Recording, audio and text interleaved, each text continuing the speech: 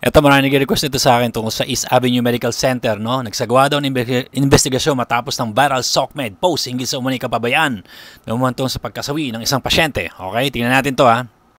Naglabas ng pahayag daw yung East Ave sa isang kapabayaan daw ng umantong sa pagpano ng isang pasyente, no?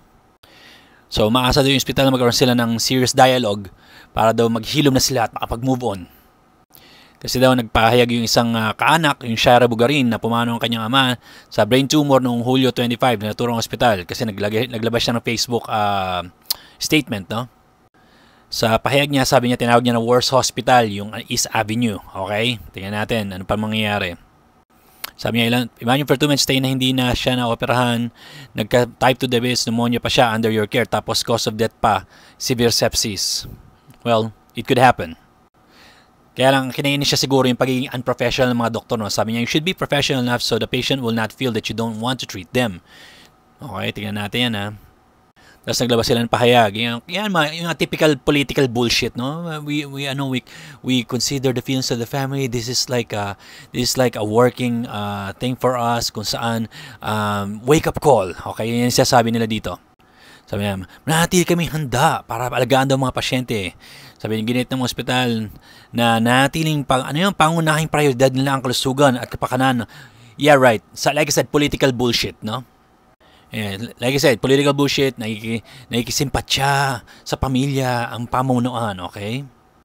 Tapos yung post nung Shaira Bugarin, tinutuya ng mga doktor, incompetent, uncompetitive. Parang parang tinutuya nila kasi nga wrong grammar nga daw. Okay, sinabi niya yung worst hospital, yung Shaira Bugarin, nakikita niyo naman. Tapos nakita niyo sa di ba, sa SOCMED, yung sinasabi ng mga doktor o yung mga follower ng mga doktor na yan, non-competitive, hindi daw mahagil pang motor, tulog pa daw. Mga yan, parang tinutuya nila, di ba, nangaasar pa lalo, di ba? Kasi salita may, this competition pala, banyaga ka nga. Anyway, imbis na may maayos sila, tinutuya pa nila yung tao, no? Ito sabi ng ibang comment, sabi, I've experienced how lousy and disgusting ang hospital na to. Sabi niya, totoo naman, lalo na may doktor na babae dyan, napakabastos, okay? Ito pa, pati nurse dinyari. Malulupit mga nurse dyan, para mga siga. Siga naman talaga East Ave yan Ito yung post niya. Sabi niya, about dun sa post na worst hospital, doktor po ba talaga kayo? Instead of showing empathy, look at what you're doing, making fun of my grammar. Yun yung sagot ng babae, no? Kasi pagtatawanan siya ng mga doktor at mga nagtatrabaho dun sa East Ave, no? Alam nyo, first of all, sa namatayan, condolences, my condolences sa inyo.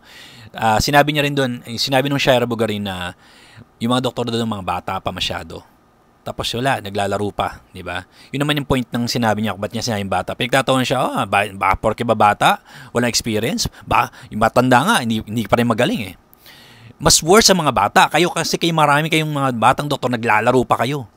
Naghahanap pa kayo ng kabembangan ninyo. Yun ang katotohanan Lumalandi pa kayo. Ngayon pa lang kayo lumalandi. Kasi nga, katapos nyo pala mag-aaral, talagang nag-focus sa pag-aaral niyo, hindi pa kayo makalandi. Ngayon pala kayo lumalandi. Okay, gets niyo? Hindi pa kayo ganun ka-skilled. Nagturo nga sa inyo bobo. Natural, kayo bobo rin.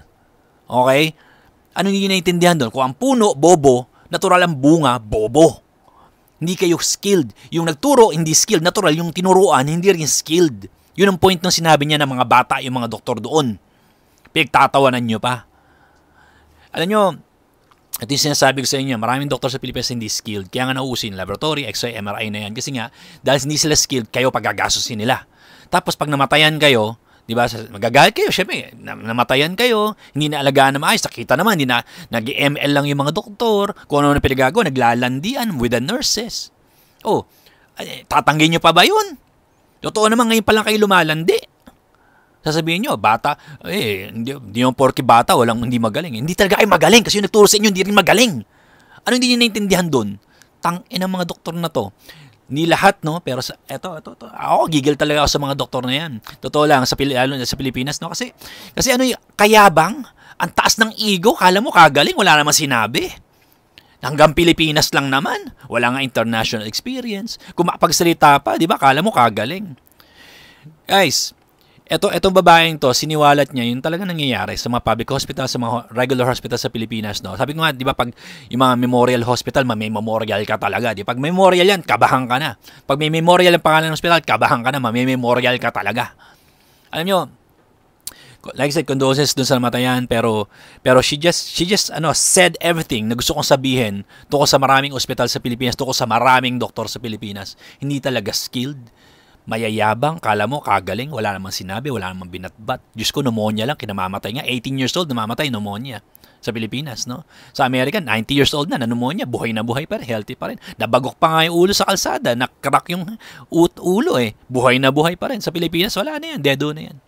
Kasi nga hindi skilled ng maraming doktor sa Pilipinas. And doon sa nagsiwala ito, yung Shara Bugarin, like I said, my condolences to your family. And yung mga doktor na yan, o yung mga followers yan, magtatrabaho sa ISAB na yan, huwag nyo nang pansinin yan. Kasi alam naman nila na hindi sila magaling. Alam naman nila na pera-pera lang sila. Kaya nga, wala silang ribat kundi mang asar na lang, di ba? Yun ang katotohanan. Maraming doktor sa Pilipinas hindi talaga magaling kasi ang puno, bobo. Natural yung bunga, bobo.